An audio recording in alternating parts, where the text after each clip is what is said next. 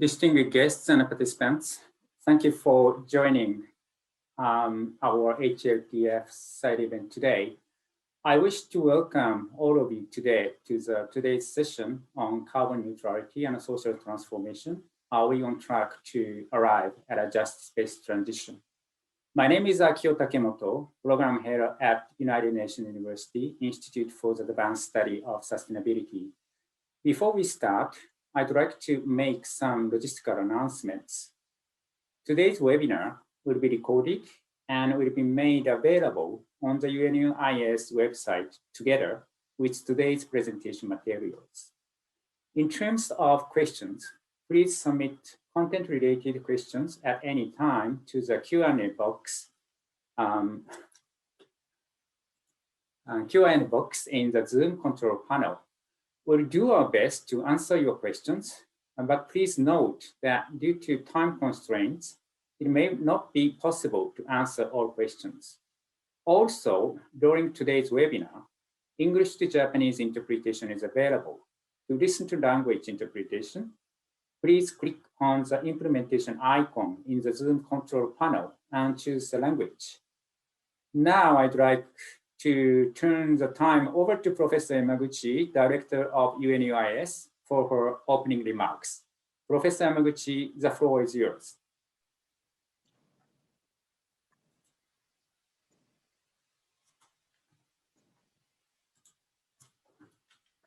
And thank you very much, Mr. Chairman, Mr. Facilitator, Your Excellencies, distinguished guests, honorable colleagues, and ladies and gentlemen. On behalf of the organizer, the United Nations University, the UN Department of Social and Economic Affairs, the UN Economic Commission for Africa, and UN Framework Convention on Climate Change Secretariat, I'd like to extend my warmest welcome to all of the participants of this HLPF side event on carbon neutrality and social transformation. We are facing multiple global challenges. The world is still reeling from the far-reaching human, social, and economic impact of the COVID-19 pandemic. It threatens our vital effort to achieve the SDGs and address the climate crisis, which remains the single greatest threat to the sustainable development globally. Climate change is already having unprecedented impact on people and ecosystems, experienced first and worst by the poorest nations and the most vulnerable communities. If we were to succeed in averting the most dangerous impact of climate change, the rise in global temperatures must be limited to below 1.5 degrees Celsius. This means realizing carbon neutrality by the middle of this century. Many countries have made ambitious commitment to achieve carbon neutrality by 2050 and adopted the target to reduce greenhouse gas emissions by 2030. But achieving those goals requires a truly global effort with everyone playing a part. We must transform our society and key economic sectors such as energy, transportation, urban infrastructure, and food production through massive investment and innovation by the public and private sectors. Pursuing such deep transformation in our economic and social systems will bring new opportunities, but also new challenges. We must consider issues of equity and how they are interpreted and understood by different stakeholders, including businesses, governments, scientists, and citizens in the global south and the global north. Some may even question whether a just transformation is possible. Tackling these challenges is imperative that we live up to the 2030 Agenda's principle of leaving no one behind and its commitment to partnership and universality. We must ensure that the transition to a carbon neutral world is fair and inclusive, creating new and better jobs for a sustainable future. Today's events brings together leaders and experts from governments, UN system, academia, the private sector, and the civil society from many parts of the world to discuss these vital issues. It is an honor of the United Nations University to lead this event. As the academic arm of the UN system, the UNU is focused on mobilizing the science and academic communities for the global priorities. We are applying our research expertise across the SDGs to address the interconnected impact of COVID-19 and inform policy solutions to accelerate climate action and sustainable development. Among 14 research institutes of the United Nations University today, 3 institutes are co-organizing this event. Here in Tokyo, the Institute for the Advanced Study of the Sustainability drives progress on sustainability for people and our planet, focusing on governance, biodiversity, water, and education with innovation. Our Institute for the Environment and Human Security, located in Bonn, Germany, conducts researches on risks and adaptation related to the environmental hazard and global challenge, promoting policies and programs to reduce these risks. And the UNU Institute for the Natural Resources in Africa, based in Accra, Ghana, connects science and natural resource management policies to advance the sustainable development of Africa. Thank you very much all for your attention. And before we get started, let me briefly outline today's program. The first, we will feature a video message from His Excellency, Mr. Hiroyoshi Sasagawa, State Minister of the Environment of Japan. Second, we invite Professor Yukari Takamura of the University of Tokyo to deliver a keynote speech. Then we will have a panel discussion moderated by my colleague, Dr. Xiaomen Shen, UNU Vice Rector in Europe and the Director of our institute in Bonn, UNU-EHS. I do hope that this event will provide a valuable opportunity to advance understanding and to identify solutions for realizing carbon neutrality. Please enter the discussion. Thank you very much for your attention.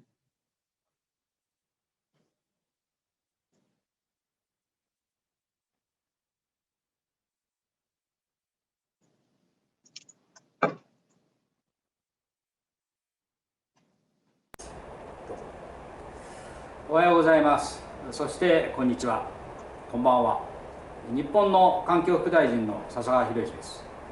本日は国連大学をはじめとする主催者の皆様に挨拶の機会をいただきありがとうございます。ご承知の通り SDGs は2015年国連で採択された世界の一人一人に関係する目標です。現在世界各国で SDGs の各ゴールを統合し同時達成していくことが重要になっています。日本においても政府全体として SDGs の達成に向けた取り組みを行っています。その中で我々環境省は環境ゴールの達成を目指し脱炭素社会への循環経済への移行、分散型社会への移行を通じた経済社会のリデザインを進めています。その中でもカーボンニュートラルの達成は重要な目標であります。昨年10月に菅総理が2050年のカーボンニュートラルを宣言された後、今年の4月は2030年度に温室効果ガスを2013年度から 46% 削減することを目指すこと、さらに 50% の高みに向けて挑戦を続けることを表明されました。5月には2050年カーボンニュートラルの目標を法定化し、政策の継続性を確保する改正地球温暖化対策推進法が国会で可決されています。この目標の達成は決して容易なものではありません。その達成に向けては社会のあらゆる面への影響も生じてくるでしょう。しかし我が国はカーボンニュートラルへの取り組みが他の SDGs とのシナジーを生み出し、真に持続可能な社会に向けた変革を促していくと考えています。本日のイベントにおいても、カーボンニュートラルを目指すにあたって、公平な社会変革の在り方について議論されると承知しております。このイベントを主催する国連大学は、異なるゴールの垣根を越えて、SDGs の同時達成に向けた取り組みの推進に貢献しています。環境省も昨年より、我々のプロジェクトが生み出す感染症対策、雇用拡大、経済成長など、環境面以外の付加価値を SDGs のすべてのゴールと紐づけて、横断的に評価するパイロットプログラムを実施しており、国連大学との間では、このパイロットプログラムに基づく SDGs の新たな評価手法を世界に発信・普及させるため強調していくことで合意しています。本日のイベントの講演者、パネリスト、そしてご参加の皆様からインプットにより、我々が脱炭素と公平性を実現するための解決策に近づくことを記念いたします。皆さんありがとうございました。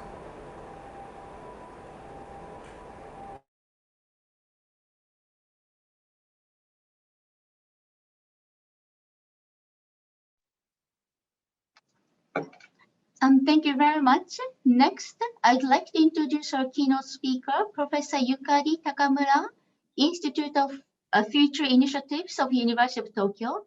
Professor Takamura, we are looking forward to hearing your insight on this important topic. Thank you very much. Floor is yours. Thank you, Professor Yamaguchi, and also I really appreciate all organizers for inviting me to speak here in such a wonderful setting. I think my special thanks to the Dr. Takemoto, especially to make arrangement everything for me, for my speech. So I think that my role is to set the scene for the excellent panel that follow my speech. Then I think I'd like to start with my presentation to show the general context of the topic that we discussed today. So as you know, that the Paris Agreement adopted in 2015 already describe or provide for the long-term goal of the decarbonization. So now the more than 120 countries and plus European Union, including all G7 countries, have now pledged to reduce emission to net zero by 2050, including some countries such as China, which has committed themselves to reduce their emission to net zero by 2060 at the latest. So now we see the coverage of the share of the global CO2 emission, which it was covered by net zero pledge, has now reached around 70% of global CO2 emissions. So also I'd like to say that many countries now is expected to update their 2030 climate target upward in line with net zero by 2050 or around. So you can see there's some example here. So of course, such transition to the net zero is quite a tremendous, challenges that require mitigation and investment.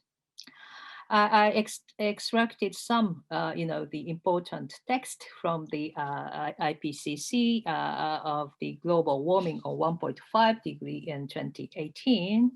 So this, pathway limiting global warming to 1.5 degree would require a rapid and far-reaching transition in all sectors of society, including energy, land, infrastructure and urban, transport, building, industrial systems. And these system transition are unprecedented in terms of scale, but not necessarily in terms of speed. But it implies deep emission reduction on all sectors and a wide portfolio mitigation, policy and measures, and significant upscaling of investment. So this challenge is quite enormous. This figure comes from the IEA net zero by 2050 report.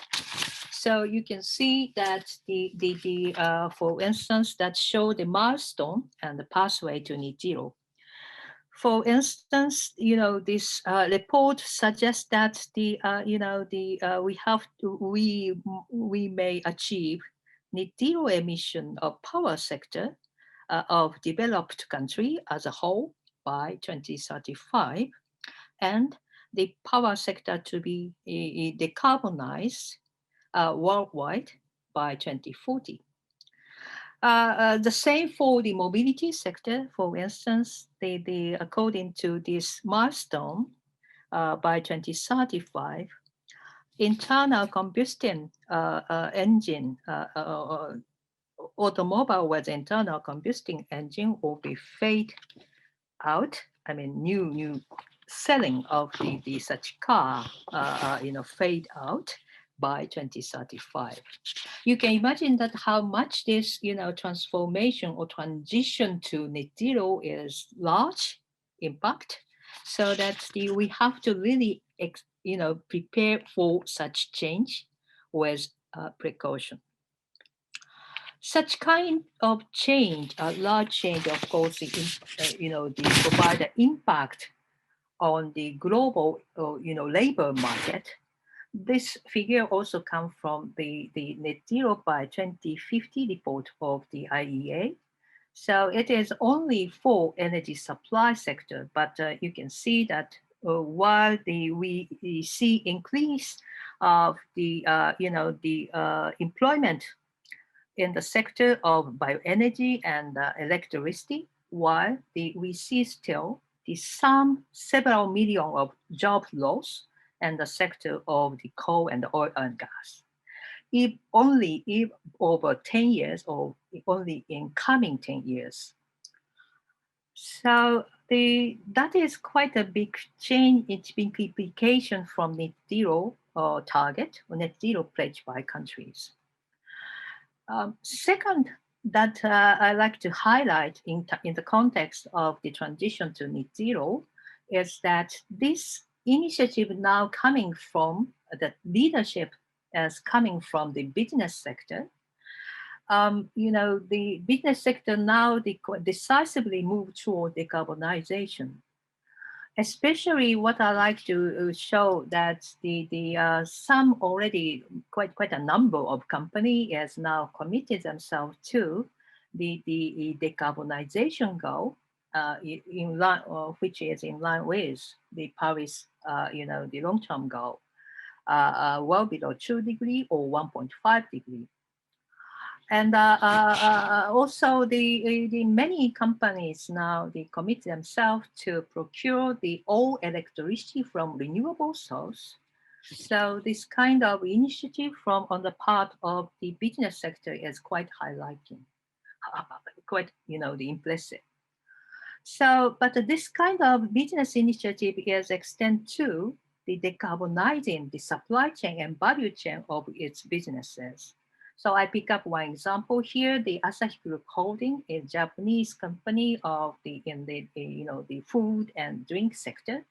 So of course, their commitment of long-term commitment toward 2050 and net zero by 2050. But you can see here that in addition to scope 1 and 2 emission, they have scope 3 emission to reduce the emission over all its supply chain and value chain. Actually, the 30% reduction below 2015 by 2030. So such kind of initiative actually, it's not only for Japanese companies, it's also this kind of initiative and, broadly come from the global, company such as Microsoft. You might know that the Microsoft, committed itself the carbon negative by 2030. But they also have a pledge to reduce scope 3 emission in addition to scope 1, 2 to net zero by middle of this decade, I mean by 2025.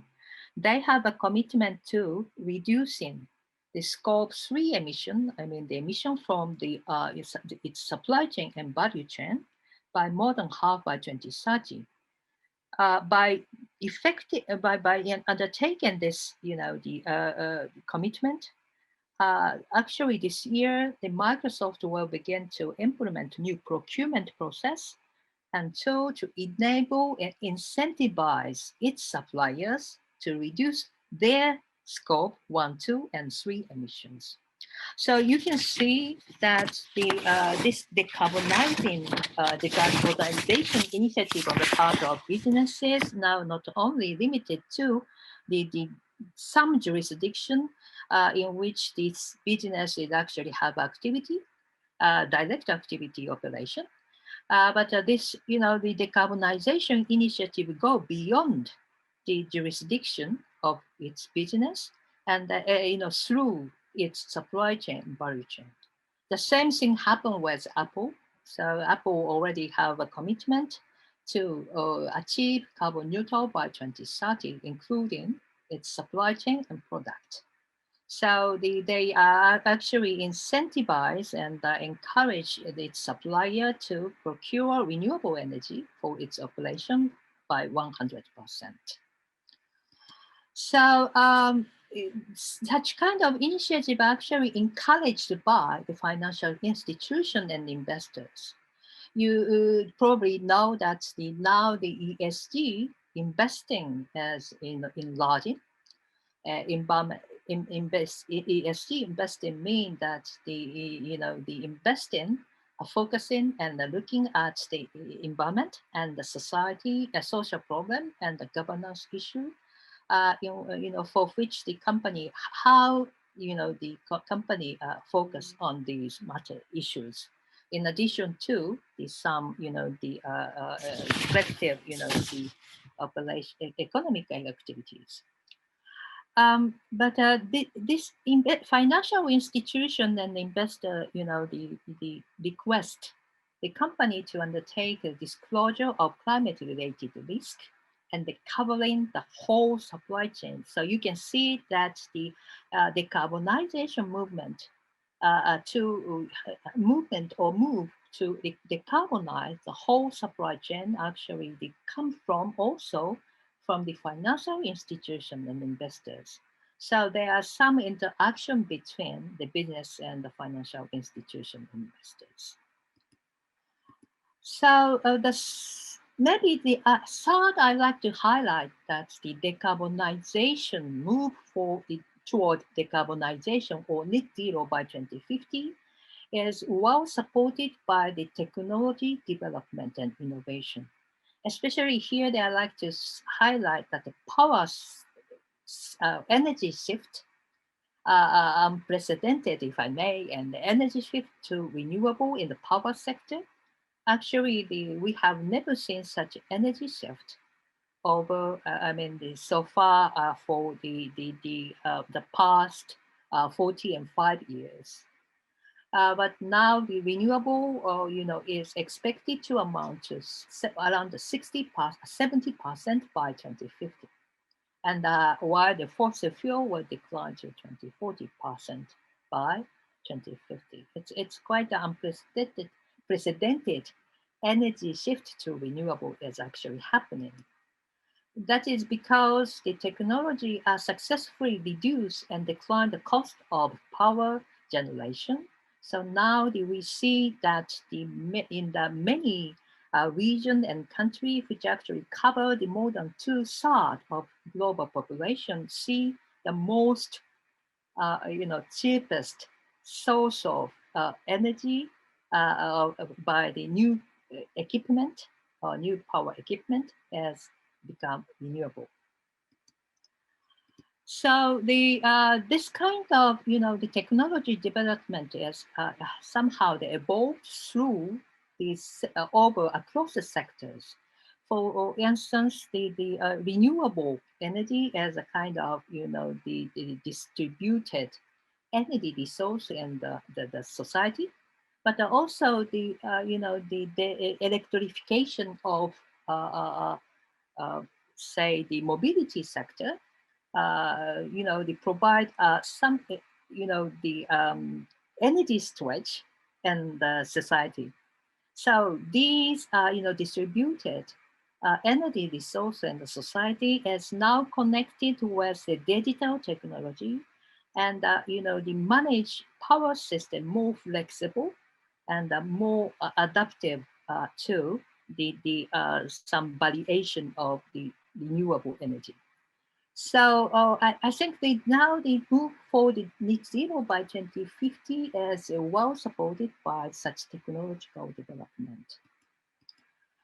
So the transformation toward net zero, of course, is needed and beneficial. I think you needless to say that the country and the world, but especially the developing country, which are more vulnerable and hit the most by adverse impact of climate change, is, for this country, for the society, the more aggressive, climate action based on the transformation toward net zero is necessary. But also, I like to say that such kind of clean energy transition would provide multiple benefits which the SDG wish to seek. For instance, as you know, that the clean energy transition will enhance reducing air pollution, and also this for some developing country, successfully reduce the fossil fuel import bill. So that such clean energy transition then be beneficial to the many part of globe. But remind you that some region and some job market may be more affected by transition to net zero. So, for instance, we all know that that comes from the research from the IRENA, International Renewable Energy Agency. So some, jurisdiction which depend on the export of fossil fuel may be affected by such clean energy transition. Maybe they stabilize the region and this jurisdiction if the successful transition will not be, achieved. So also some sector are now facing the job losses due to the energy transition. For instance, some, the fossil fuel sector actually experiencing already the job losses in some countries. So this kind of, trend accelerated with the climate policy, especially the transformation to net zero. Professor Takamura, sorry to intervene. You have 1 minute. Yeah, sure. I think they two, there are some key point for just transition, because we have already the experience and the lesson from the so far that we experienced. For instance, experience from energy transition from coal to other energy sources. Japan and the UK had such experience. So we have to really prepare for such transition, and the appropriate policy and measure is very much important, especially industrial structure and the labor market structure, the transformation. And we need clear long-term vision and goal, and also the transition planning and strategy which integrates such kind of consideration of just transition.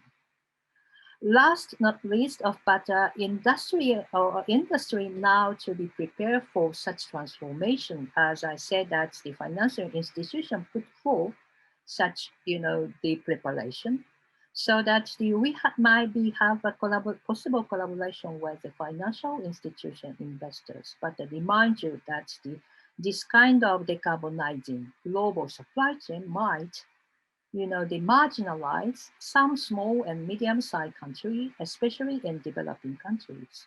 So that's I think for such purpose, for the just transition, assistance of the all sectors, starting with the UN, multilateral and bilateral assistance are much more needed, especially in the context of the post-COVID or mid-COVID-19, especially for developing countries, based on the due process, inclusive and human rights transformation. Thank you very much. I hope that facilitates bridging the the panel. Thank you very much. And thank you very much, Professor Takamura, for your contextualization and such an informative presentation. Moving on to the next panel discussion, I'd like to hand over the session to the moderator, Dr. Xiaomen Shen, UNU Vice Rector in Europe and the Director of the UNU Institute for the Environment and Human Security.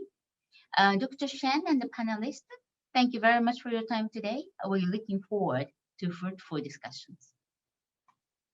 Thank you, Madam Chair. Dear panelists and dear audience, welcome to today's panel discussion. Professor Takamura already touched upon a couple of issues. There will be a huge effort required for this transition to take place. There will be winners and might be losers. How could we create win-win situation and reduce the losses in the transition period? I think that's the topic of today's event. The title says it all: carbon neutrality and social transformation. Are we on track to arrive at a justice-based transition?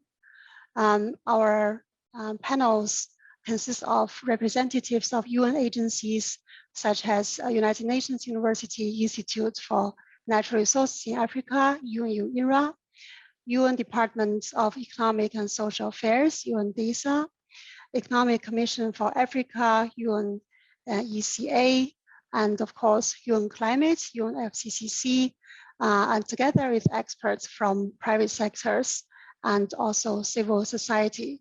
So we are trying to cover different perspectives and different stakeholders who will be involved in this social transition, social transformation. I would like to explore two key questions with all the panelists.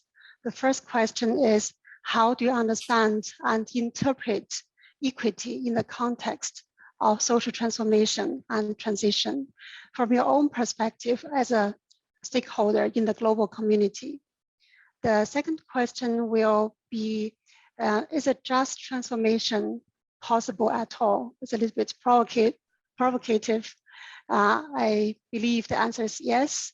And then what would be the preconditions for achieving such a transformation? Each of the panelists will have 7 minutes for a very brief statement. You'll be reminded 1 minute before the 7 minutes have reached. And then if time allows, we would go into a bit of question and answer section also with the audience together. So I would like to invite our first panelist, Dr. Takada, to deliver his statement. Dr. Takada, the floor is yours. Thank you very much, Dr. Shen. It's a pleasure to be back again to join this UNU panel. It's always fascinating to talk with other panelists. So that's the question. I think there are 3 points here. The first point here is, I think we have 2 milestones here. One, obviously, net zero by 2050. That's what we are looking at right now. But then never forget that we're working toward 2030 agenda. So there is a milestone, set of milestones that are sort of articulated around SDGs to be achieved by 2030. So this is a key issue here. If we want transition to be just and inclusive, it must be meeting both 2030 and 2050 targets. So this has to be fundamental issues. And it seems that, depending on the community that we talk to, 2030s come out much more, or 2050 comes out much more, depending on who you are. But I think all what we do will have to be taking into consideration both of them. Let me dissect a little bit here. So issues related to energy, right? So if you look at 2030, what do we have to do? It's very clear. There has to be universal access to electricity and universal access to clean cooking fuel by 2030. If we don't achieve it, there's no point of actually going into just net zero. Look, there are about 760 million people worldwide who still do not have access to electricity, and 2.6 billion people do not have the clean cooking fuels. These things cannot be left as is. This is the issues of fundamental equity. So we will have to make sure whatever energy system be transitioning or transforming next 30 years toward net zero, we have to pass through this milestone, 2030, universal energy access to everybody. So that's number one point. Number two, SDGs, there are 17 SDGs. So if you look at sort of transitions to be just and inclusive, we have to make sure all SDGs are going to be facilitated. There will be, of course, all the pros and cons and the benefits and trade-off to come.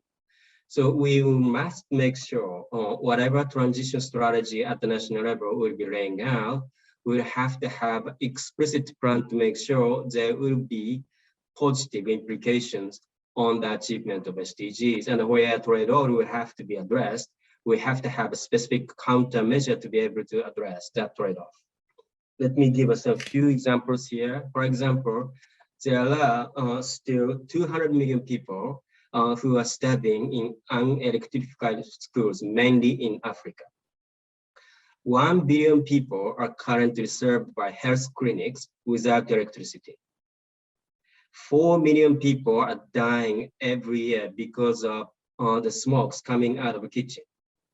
So these are the official statistics coming from authorities like WHO, UNESCO, and others. So we cannot leave those things unattended. We're just focused on the clean and green renewable energy sources. We must make sure the innovation, the technological development are going to benefit wider spectrum of the society. And this is exact moment that renewable energy is so inexpensive now that we'll be able to focus on decentralized off-grid solutions to be able to support many of those people who did not have a chance to be able to get access because of the high cost. Now things are changing, and we have to use this as an opportunity to produce benefits for everybody. Thirdly, that means that we have to have a clear plan with clear targets and milestones. So far, we have, of course, been using emission reductions or certain level of adaptation as a measure of success. I think this is absolutely central, but that's not sufficient. If we want to make sure that our transitions are going to benefit everybody, we have to have more explicit targets and indicators to measure whether transitions are actually benefiting everybody. I think that we are proposing that SDG would be a very good starting point to embed within the plan of national or nationally determined contributions or long-term climate strategies, or simply the energy transition strategy at the country level, mapping out targets and necessary indicators aligned to the goals of SDGs will give a long way for us to actually create a strategy that's going to be just and inclusive. Finally, Japan. I think this is a great moment for the Japanese to show the leadership. The last year, there was explicit decisions by the government to go net zero by 2050, which the United Nations wholeheartedly welcome. Now, once Japan is committed, it is a real commitment. So we really look forward to sort of significant progress on the part of Japan to transform its energy system, energies, and societies to move toward climate resilient net zero society in the future. And that action certainly will benefit not only Japanese community, but also the world. So thank you very much. With this one, I'll hand it back to you. Thank you very much. Dr. Takada, you mentioned that we need clear indicators for adaptation. And now we've got the Director of Adaptation Division of UNFCCC, Dr. Youssef Nassef, who is an expert in national adaptation plans. Youssef, we are very excited to listen what you have to say. Youssef, the floor is yours. Thank you very much. And I'm deeply honored to be here with this distinguished set of panelists on such an important topic as just transition. And traditionally, we associate just transition with the concept of mitigation. The starting point is usually the statistic that we hear that the top 1% of emitting individuals, human beings, cause double the CO2 emissions of the poor 50%, double. And the starting point with adaptation and resilience and impacts are different. In adaptation, there's a fundamental imbalance of equity manifested in a couple of ways. One is that the exposure to impacts to start with is unevenly distributed. So emissions go up in the atmosphere, they cause increased concentrations, and then the atmosphere distributes the impacts very differently, either in the form of sea level rise, in the form of hurricanes, extreme events of other forms, droughts, floods, etc. And so there's already an unequal starting point. But then add to that, that there's different levels of adaptive capacity between countries and within communities and in different vulnerable groups. So the net effect is that the impacts as distributed so unevenly range from all the way to a total disappearance of a country or a massive potential for loss of life to, on the other extreme, perhaps just a mere loss of growth opportunities in the future. And the corollary to that is that the response to this wide array of impacts is equally unequal. So different countries need different levels of resources to respond to whatever level of impacts they're facing, but it could be beyond resources. I mean, imagine a country that's disappearing. There are aspects of international law, cultural heritage. There are aspects of what happens to the exclusive economic zone, what happens to national identity. So it's very complicated in that there's several cascades of inequality already built in even before you have started the transformation and to do that equitably. In terms of access to resources, I mean, we know that those who need it the most also have the least capacity to navigate the complexity of international finance and also to secure commercial credit to do so. Other aspects that contribute to this notion of, or the definition of inequity in just transition for resilience is the whole transboundary impacts or implications on resilience and adaptation. So national adaptation actions are by definition sovereign decisions premised on national interest. And as you scale those up, which is the intention of the climate change process, then you can start having transboundary impacts. So the notion of assessing the impact of an adaptation action of one country on its neighbors is not really ingrained in the processes that we undertake. And there's a huge area of discourse going on this now. There's a project by the Stockholm Environment Institute that's going deeply in these transboundary impacts as we scale up adaptation, how it influences the whole totality of resilience of the globe. A third aspect is trade-offs and spillovers. So on the one hand, a country could be contributing to food security by clearing of forests and converting it to arable land. But in the trade-off to that is that it is leading to increased emissions. On the other hand, some of the mitigation actions could be leading to increased costs of transport, for example, which could affect the poor. So trade-offs and spillovers that have to be planned well to ensure this just transition happening in a way that does not reduce resilience rather than enhance them. Another factor is uneven costs and uneven benefits. So an action can be undertaken in a country or in a community, which then renders benefits to some, but not as much to others. And hence, when we do cost-benefit analysis, it's very important not to just do a financial and economic one, but also a social one to see which segments of the population might be affected. So that's basically one of the prescriptions when we say how we will let it work. Finally, the whole tendency we have in our systems of the expediency of prioritizing short-term benefits versus long-term costs. Now we know, again, with cost-benefit analysis, you have discount rates. So $1 million 10 years from now will be seen as equivalent to a much lower amount today. So we tend in our systems of economic analysis and conducting business to give more priority to the present rather than to the future. It's ingrained in our education system, and this is something that does not work if one of our objectives is intergenerational equity and just transition. So those are just some of the things that both define the notion of equity and just transition in resilience, but also present us with opportunities for change. Now, in the Paris Agreement, we have a system for assessing progress. It's the global stocktake. Every 5 years, it looks at how countries have progressed on mitigation, on adaptation, on means of implementation. But because it's aggregate, we look at it for the whole world together, it may mask elements of just transition. And this is something that perhaps we should do some better analysis of. So there's no type of Gini coefficient to see as we are progressing in achieving the objectives of the Paris Agreement, do we have some negative side effects that may be affecting some of the vulnerable groups that are sort of lost in the averaging? And this has to be subject to better analysis.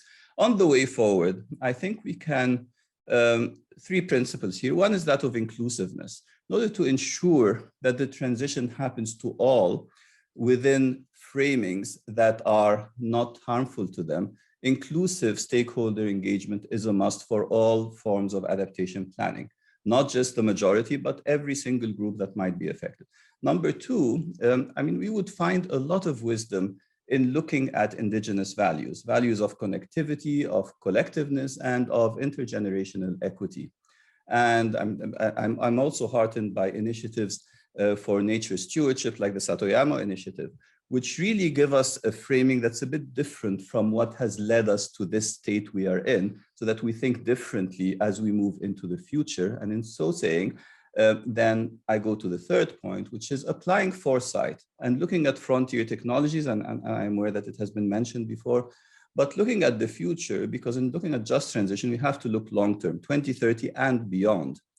It is not correct to look at the future just as a version of today plus more climate change, because we have a massive techno-economic paradigm shift happening as we go ahead. So the use of AI, of blockchain, big data, Internet of Things, satellite technology, biotechnology, there are massive transformations happening. So when we look at just transition, it has to be within that framework, not just in today's world, because if not, then we will miss the impact that these technologies may have in widening the gap and actually challenging just transition. So inclusiveness also in coverage of the data systems that are coming up and in accessing the results of the analytics that come out of that for the benefit of all. So everyone, the whole world, can advance together and reach a state of resilience. And of course, there's a massive opportunity for UNU as the UN's interface with the world's education in making sure that this is implemented. So with this, I will stop and thank you again for your kind attention. Thank you very much, Yusuf. So you already mentioned that we need stakeholder engagement and more inclusiveness in the transition phase. And now we can move to the continent Africa and look at there and what kind of specific needs are there for the continent Africa. I would like to invite my colleague, Dr. Denton, who is the director of United Nations University Institute for Natural Resources in Africa, to deliver her statement.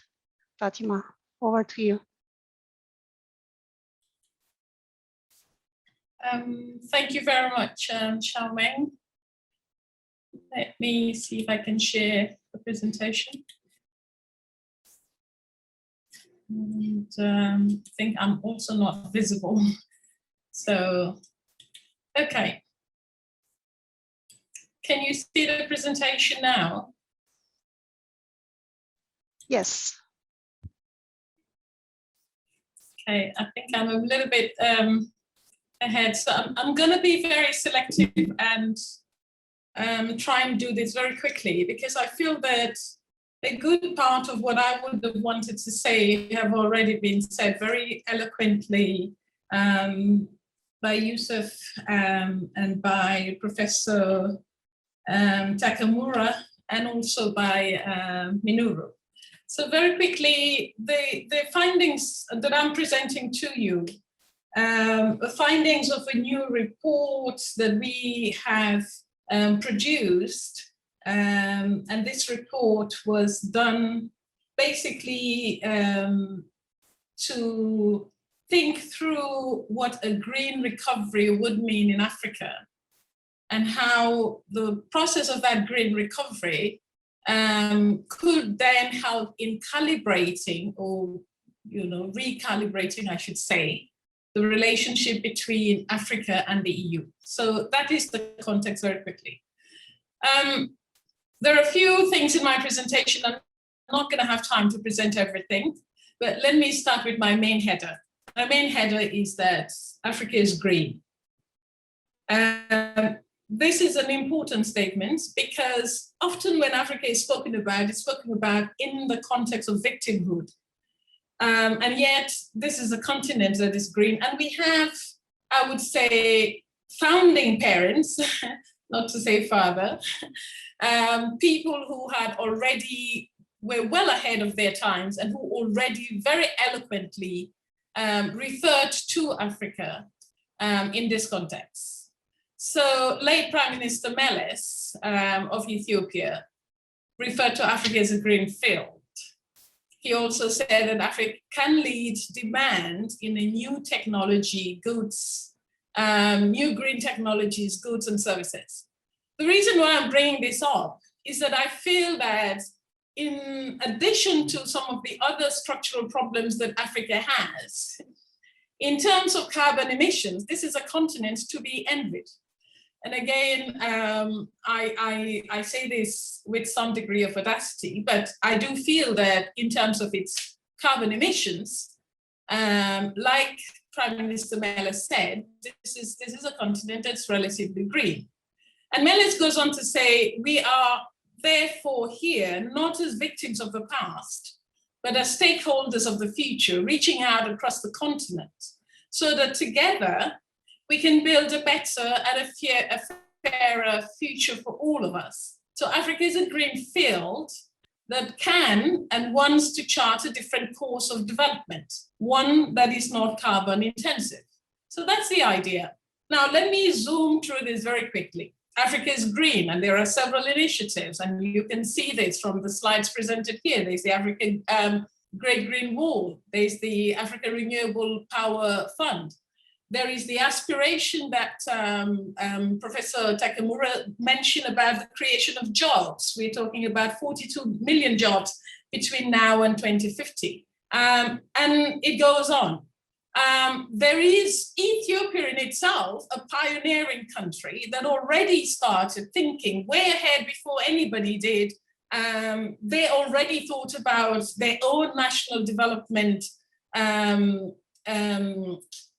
contributions in terms of the climate resilient green economy. So this is a plan that they live by, and this is a plan that they have designed to pursue a green economy plan. But we know that Africa will not stay green on the current business as usual projections, and there are areas where we're going to run into some difficulties. So what will happen? What will scale up green growth in Africa? Well, just to say that agriculture, and this comes out very well in Meles's speech, that iconic speech that he delivered. We are home to the world's 65% of arable land, but this land is poorly optimized. We also know that most of our emissions are going to come from this sector, land sector. Land is under increased demand, multiple demands. And because of this, in addition to structural problems, of poorly optimizing our agriculture, of problems related to land degradation, deforestation. Those are going to mean that agriculture will be a continent that, a sector that we need to now look to as a gateway to green industrialization, as a great way to greening our supply chains and to enabling the continent to have more in terms of productive capacity and more in terms of competitiveness. These are two areas that are key. Trade, I don't want to go into too much details. I said I was going to zoom through this. Trade investments, there are several opportunities that can be had, especially with Europe, because that's our largest trade partner. The African Continental Free Trade Agreement, it's the largest trading bloc and would potentially connect 1.3 billion people. So there is a huge amount of opportunities there that could be mined, especially in terms of intra-regional trade, but also trade outside Africa. This is a point I've already made in terms of foreign direct investment. Europe is Africa's largest source of foreign direct investment. And this point also, I think, is important, that we have huge amounts of natural resources, huge amounts of rare earth minerals. And all of this are going to be fundamentally useful in stimulating demand in green technologies. The fact that also the low carbon transition will mean the following thing. Yusuf talked about the inexpensive, or I think it was Minoru talked about the fact that renewable energies are becoming less inefficient, less prohibitive, less expensive, more reasonable, less expensive rather. Sorry, I'm going too quickly and having problems there with my words. But renewable energy are going to be cheaper. But a low carbon transition will also mean that we will need to draw on our iron, our steel, because this is going to be important for the deployment of wind turbines. We're going to need about Fatima, 70. you have 1 minute. I'll need more than 1 minute, Xiaoming. We're going to have to need 70 times more current production of copper. We're going to also rely on the huge market opportunity that I talked about. And we're going to see the growth in fuel cells, power, zero carbon vehicles. All of these are going to be fundamentally useful. And the resources I've already mentioned, investments I've already mentioned in terms of opportunities. The fact is that South Africa alone produces 70% of the world platinum. And this is going to be useful in terms of producing computers and mobile phones, catalytic converters. I think Professor Takamura has already referred to this. Cities are going to be more important. Our cities are becoming very dense. They've moved from 27% to now might go even up to 60% in terms of density. But at the same time, there are huge opportunities in terms of services that could be provided to cities. Urbanization is also another area. These are just sectors that are candidates for greening. Some of the gains, not necessary to go through that, but let's talk about informality. The informal sector is very often a peripheral partner, and they need to be very much included in this green transition. Green industrialization, we have to industrialize differently. And so how we can tap into our resources for green industrialization is going to be important. Just transition is the subject, but this observation is that unjust transition will not be sustainable. We also have to say that our recovery from COVID-19 is also going to be quite uneven. The quality and direction of the transition will matter. So it's not just about speed. Somebody whom I like to quote said previously, the transition is inevitable, but justice is not.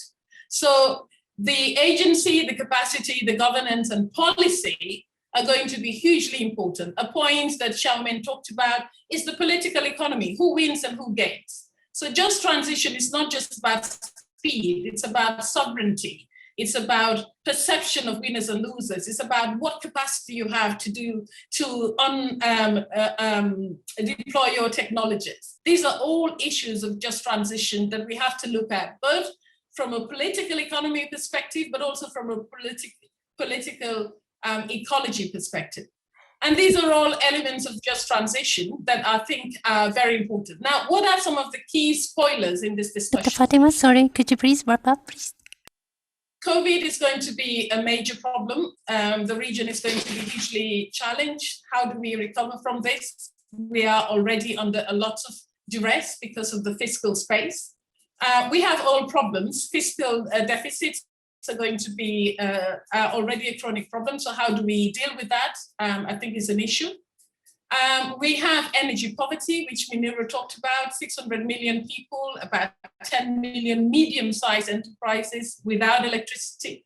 We have the issue of stranded assets. This is a huge problem because some resources will have to stay in situ, and what will that mean for development rights and priorities? We have 7% of the world gas. How are we going to do some of these things?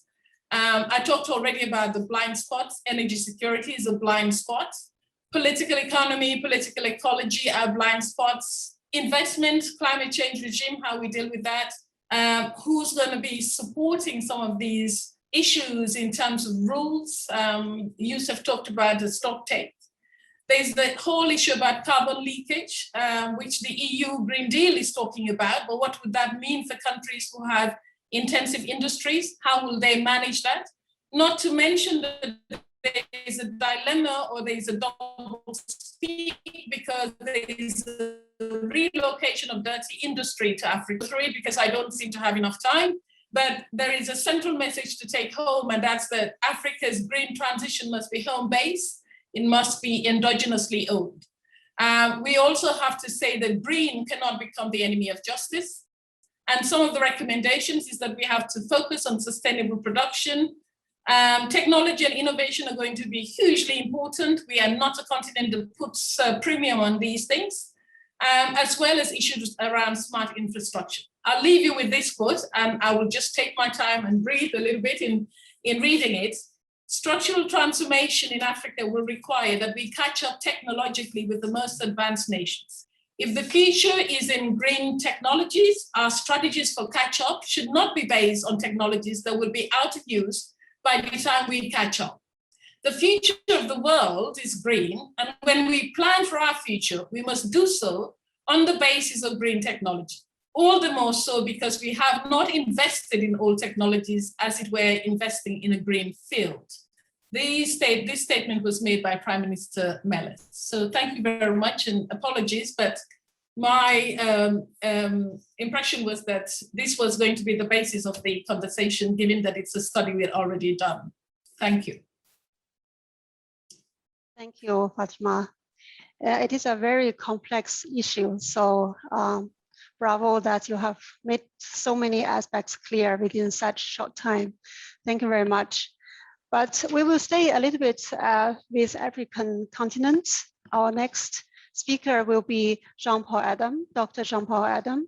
He's the Director for Technology, Climate Change, and Natural Resources Management in the United Nations Economic Commission for Africa.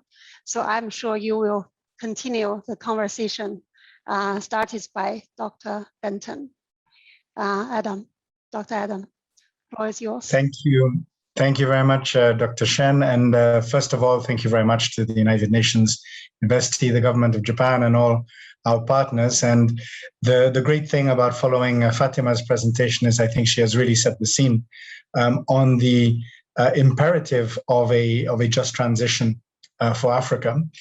I think let's start from the principle of the question of equity.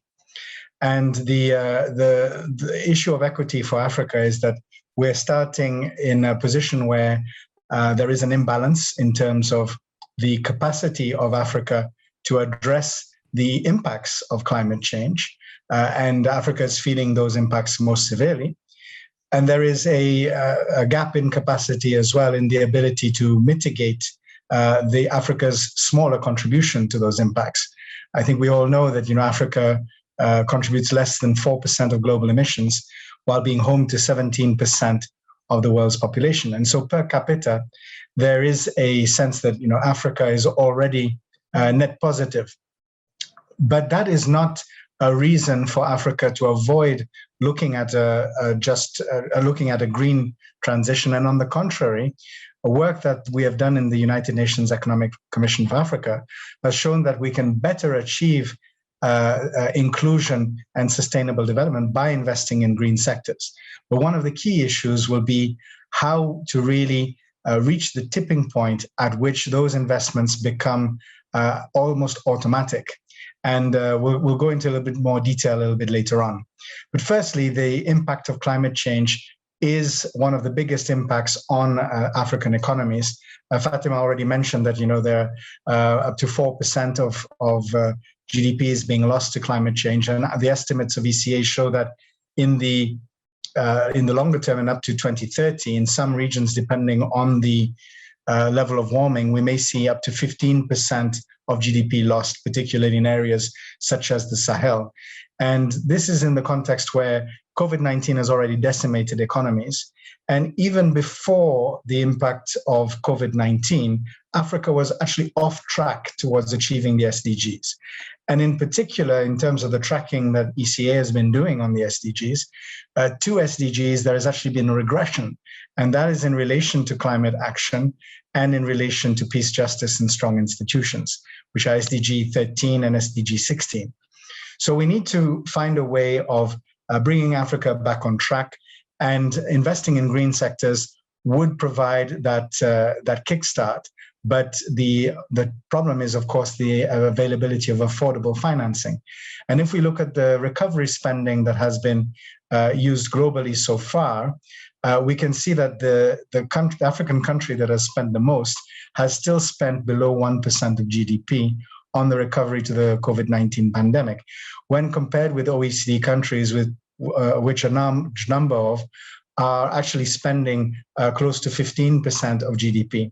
And so you can see that the capacity to respond is hugely different. Now, turning to the investments that can be made in a green recovery and in a green transition, and how these can contribute towards equity and inclusion for African countries. Firstly, the work that we have done has shown that some sectors bring a better return than others. First and foremost, we're looking at investment in the energy sector. And that's because energy is the platform infrastructure which is required for so many other parts of the economy to be successful. In Africa, there is a huge opportunity around energy investment, estimated to be up to $500 billion investment required by 2030. But while that may seem like a huge sum, you can also look at it as a huge opportunity, because every dollar invested in renewable energy will create huge multiplier effects. And we see that in terms of inclusion, where renewable energy, for example, provides 10% more jobs taken up by women than in fossil fuels. And we're seeing dramatic opportunities for quality jobs to be created. The other key area where investment needs to be channeled is in terms of climate smart agriculture for food security. And again, there's been $80 billion worth of investment potentially available for climate smart agriculture across the continent. And that alone would create over 5 million jobs. The third area of focus is around nature-based solutions. And that's looking at ways in which we can actively rehabilitate nature, but also create livelihoods that is linked to the natural environment. And we have done a few case studies to illustrate the impacts of if African countries were able to invest in these areas. And we've had very positive results based on the modeling done with Oxford University and Vivid Economics, which has shown that in South Africa, investing in these sectors would create 250% more jobs than if we were to invest in similar fossil fuel-based investments. While the impact would also lead to 420% more value addition throughout the economy, again, as compared to fossil fuel-based sectors. So we have 1 minute. Thank you. So what are the barriers that prevent us from going forward? There is a broad consensus among African leaders that we do need to change the development model in Africa. And this perhaps was illustrated best by the adoption of a green stimulus program in January of this year by the African Union. But the cost of financing still remains very onerous. African countries are generally paying on the financial markets 5% more for the cost of capital than OECD countries, but in many other cases, it's actually a lot more than that. And also, Africa is being left behind in terms of private sector investment in climate resilience, with Africa representing less than 1% of the issuance of green bonds globally. So from the perspective of the work that we have done, one of the big things that we need to do to reach that tipping point is to channel financing linked to investment in these green sectors. And the availability of liquidity upfront will be one of the key factors that will allow the change to happen. So thank you so much, and I look forward to the continued discussions. Thank you very much, Dr. Adam. You have elaborated a little bit more about the chances and challenges in terms of transition in Africa. Thank you for that. And now we have a quite big geographical shift. We're moving back to Japan, where we started. Now I would like to invite Mr. Tezuka-san, who is the chair of Working Group on Global Environment Strategy, Committee on Environment and Safety, Kaidanren Fellow and General Manager. And he's from GFE Steel Corporation, Japan. So he's a representative from private sector. We are very much looking forward to how private sector can contribute to this discussion. Thank you. The floor is yours. Chair. Thank you, Chair, for the kind introduction. Good evening, good morning, good afternoon, depending on where you are. My name is Hiro Tezuka. I'm chairing the Working Group on Global Environment Strategy at Keidanren, Japan Business Federation. Today, I will share Japanese industry's effort toward carbon neutrality and the social transformation, as well as our commitment for global contribution. The slide, please.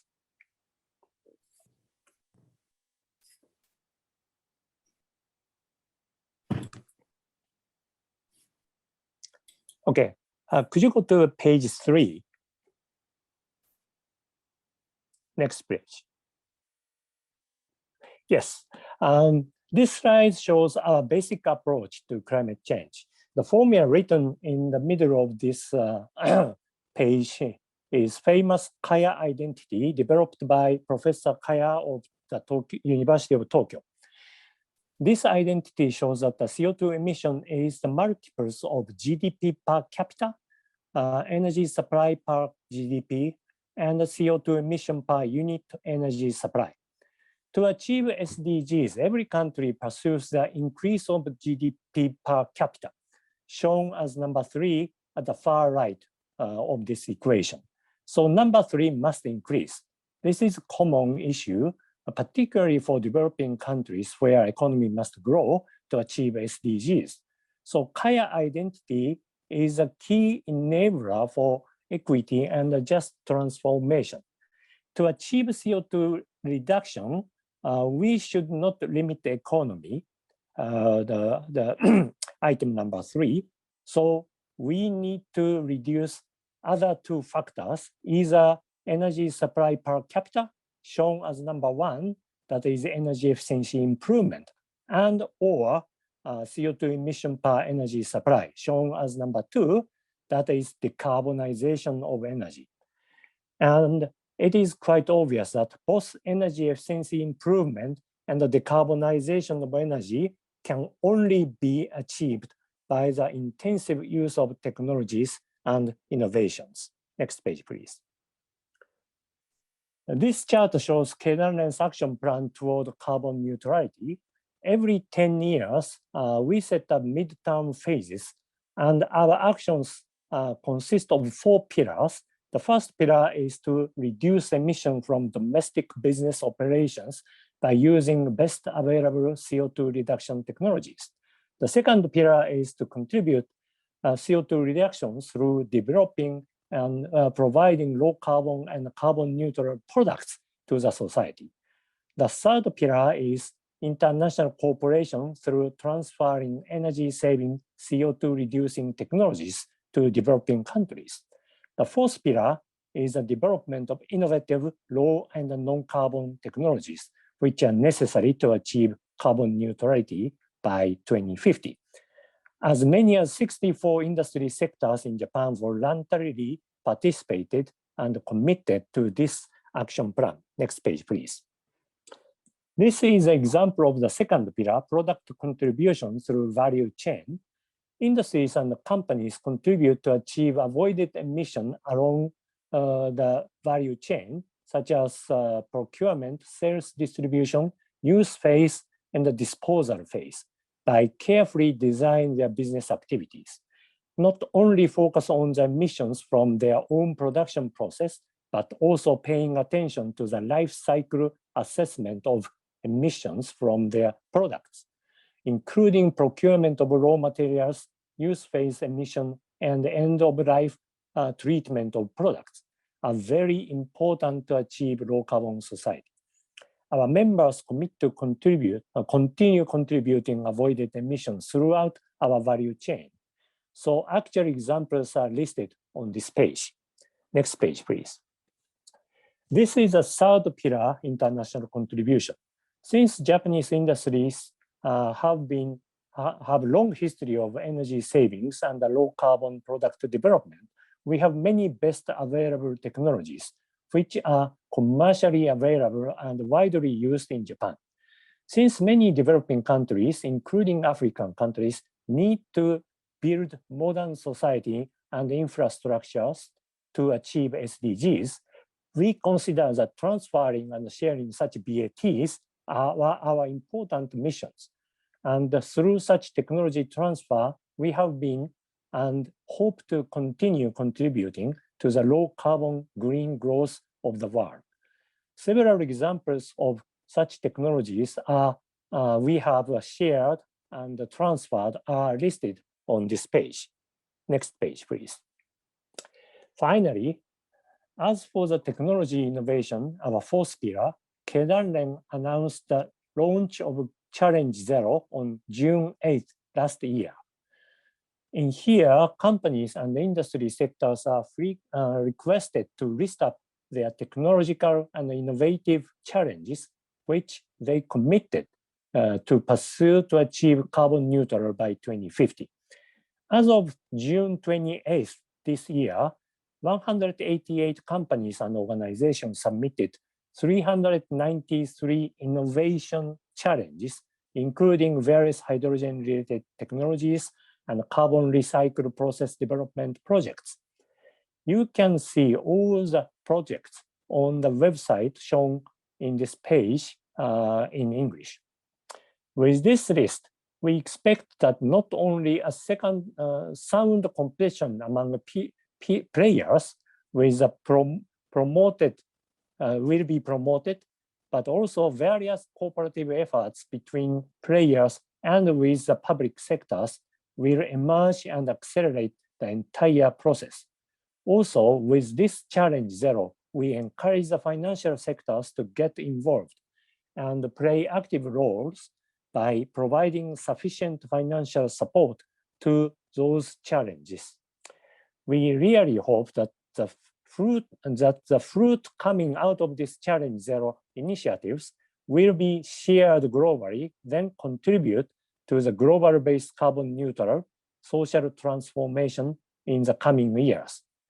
So the Japanese private sector is committed to the promotion of carbon neutrality through the technology and innovation. Thank you very much, and back to you, the chair.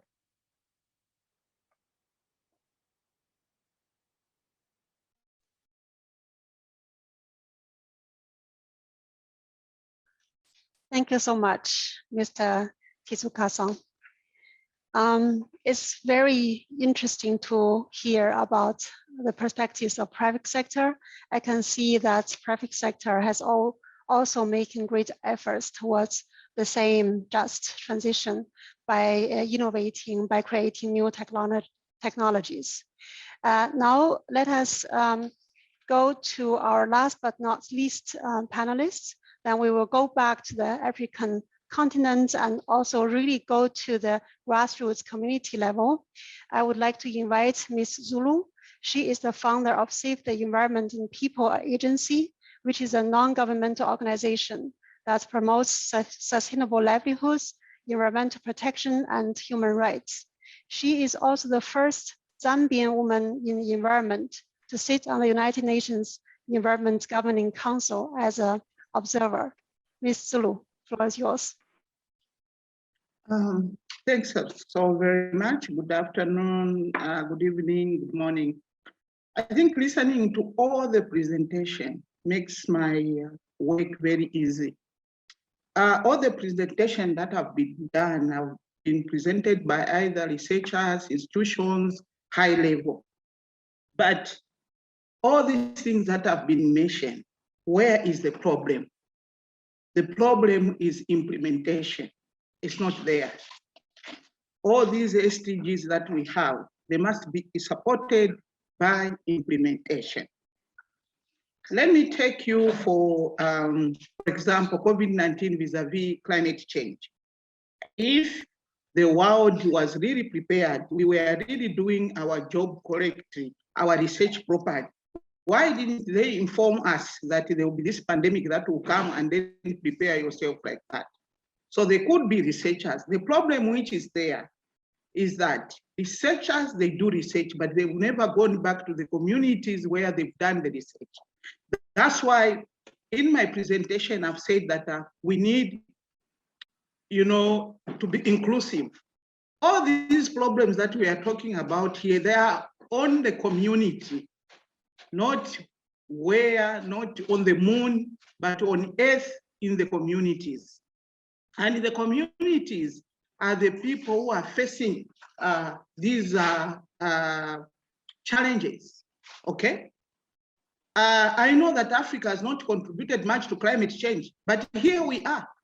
We are the most victim. Reason, we don't even have technology. We don't even have anything to protect us. The companies that are in Africa keeps on taking away our raw materials, which does not even help us, because what is happening is that we remain with land degradation, with pollution, with deforestation, while our resources are being taken away. If people really say they want to empower Africa, why taking away our raw materials and not helping us, to establish industries so that we can be able to find resources for our own livelihood? Africa, I'm happy that two presenters, they say Africa is still green. Yes, we are still green. But instead of you helping us, the people there, you are busy. Let's take for instance, the COPs. How many COPs have we attended? And the answer that I get from these COPs is negotiation. But the people who are ruling the earth are ruling the earth every day. And remember that people are, taking away the natural resources because they want to put bread on the table. So putting bread on the table is every day. They have polluted. Here we are as victims suffering from in this village where I am. But there's no help. Green Fund, who has access to Green Fund? How do you create something like a Green Fund? It's like you want to give a child who is hungry, you have bread in your palm, and then you say, come and get bread. Then the same hand which has got bread, you put at the back of your body. The child will not get that bread. So we cannot access the Green Fund because of the way you have come up with the questionnaire. You come up with a questionnaire as if you want people with all these doctors I've seen here. Those are the people you want to get those resources. And yet the problem is on the ground. Hence, made me to start this organization and say, I want to try and see how we can solve this problem, because things have changed. They are not the same. So what I'm saying is that if you want us to achieve, we want us to achieve the goal of transformation, please engage the people on the ground. I'm happy someone mentioned about indigenous knowledge. You don't want to listen to the people of indigenous knowledge. Why was the earth not like this when my grandmother was staying there? Because they believed that if you go in the forest, you cut down the tree, you get lost. I know to you people who are energy, it's a myth, but that's how they kept the earth intact. So why can't you get something that makes sense? You do a research, then you go back where you got that information and tell them the problem that we have found out is this. So together, how can we solve this problem? People are tired seeing researchers every day in the villages, and yet there's no solution that is coming up. Climate change is here. Now, think of a girl who is attending her periods, and then they have floods, they have no home, and then there's COVID-19. What will happen? So to me, a person who is on the ground, I think the coming of COVID-19 has shown us that we are not ready, we are not doing anything. But of course, transition can be made. How? By engaging the people on the ground. The problem is here. If there's resources, the resources will never be given to an organization which is on the ground. Why? They don't have 10 billion or 10 million US dollars on data accounts. They don't have all these, what you're talking about. And then you're going to choose a big organization to receive those resources. Ms. Malius, you have 1 minute. Okay, so those resources, by the time they reach on the ground, it's only 10% of the resources. And yet the problem is huge. Come on, let's stop playing here. Let's face the facts. The problem is on the ground. But remember that climate change will not leave anyone behind. Whether you are aware, it's either you're going to be submerged, it's either will be burnt in Africa because there's too much sun, or it's either we are all going to die. And we are not going to get all the population on Earth to take it to the moon, because we need oxygen, which will not be there. So please let us pull up ourselves. It's very painful to someone who stay on the ground. My husband used to fish in that stream. Today that stream is dried up. We cannot fish to send my children to school. And then every time it's negotiations. What are we negotiating? Sorry. Sometimes I become emotional because I face these things every day. But thank you to be on this panel. I really appreciate it. I'm humbled. Thank you.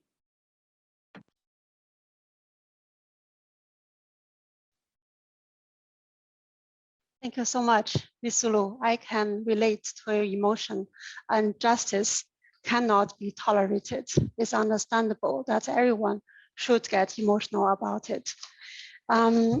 Now I'm feeling the challenge of summarizing this panel discussion. It's been a very rich discussion, and we have touched upon various issues, and the panelists have also pointed out various pathways. So I'm going to focus on 2 points. One, what is equity? How everyone understands equity.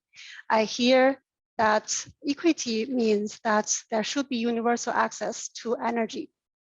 This should be fundamental equity for all. And people should have access to innovation and technology. That's also a very important basis for achieving equity. And then Yusuf mentioned that indigenous values should be considered in the entire transition discussion. This is also part of the equity. And Fatima has mentioned a very powerful message. Unjust transition is not sustainable. So political economy and political ecology they should play an important role in this discourse and debate. And Africa transition has to be home-based. And in the end, equity means you have to engage people on the ground. You have to give them the access to the resources they need. Otherwise, there wouldn't be any equity. So that's the last point Ms. Sulo mentioned.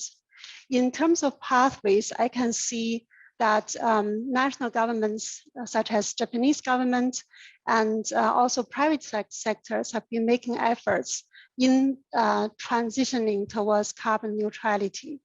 For example, technology, innovation are part of the pathways towards carbon neutrality, and also the dissemination and technology transfer can be used to enhance this kind of transition.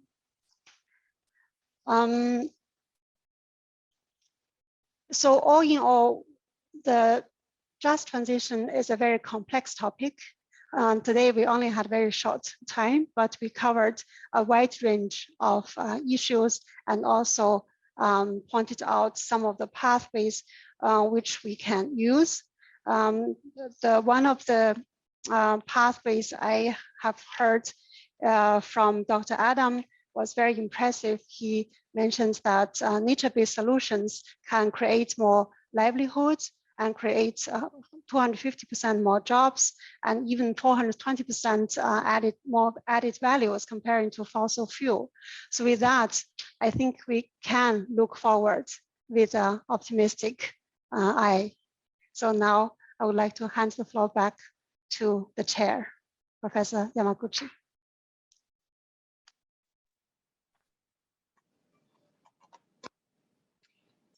Thank you very much, Dr. Xiaomen, for your brilliant summary of the session with such a valuable input from every single panelist. So let me thank all of the speakers, panelists, and participants. It has been a fascinating and valuable session, a very concentrated 90 minutes.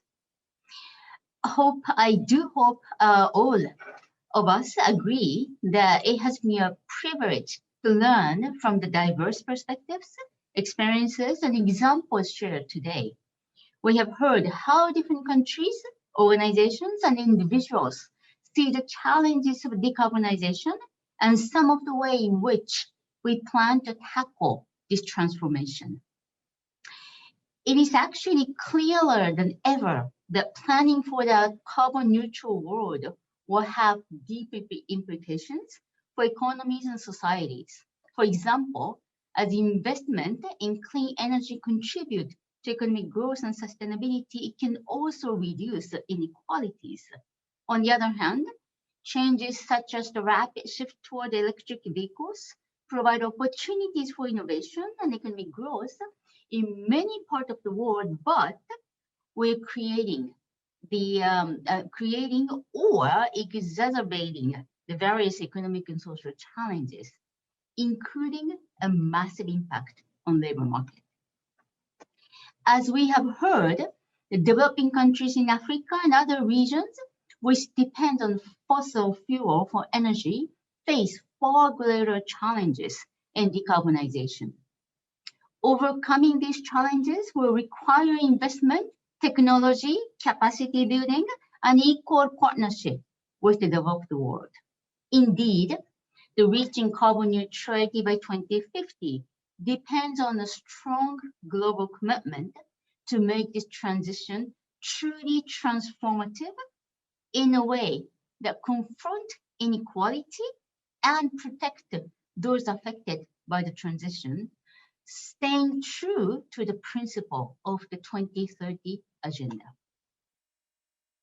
There are promising signs in actions and commitment toward carbon neutrality by myriad leaders in the government, the private sector, and civil society, including cooperation through multi-stakeholder partnerships.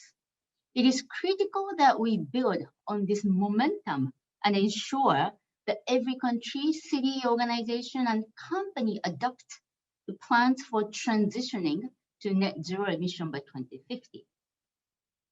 The UN system also have a vital role to play in advancing this common agenda. For example, we have launched a new research project focusing on the governance for the SDGs, including monitoring systems. This is to analyze climate change initiatives to identify how and to what extent they contribute toward achieving SDGs. Solution-oriented research is urgently needed to inform policymaking and help ensure a sustainable future for all. I would like to express our sincere appreciation to the member states, including the Ministry of the Environment of Japan, for their support and partnership in this vital effort. In closing, let me once again thank everyone who joined today's event. This has been an important contribution to the global dialogue on carbon neutrality and how to ensure a transition that is just and inclusive. On behalf of the United Nations University, I extend our deep appreciation to all of the speakers and co-organizers for contributing your valuable time and expertise.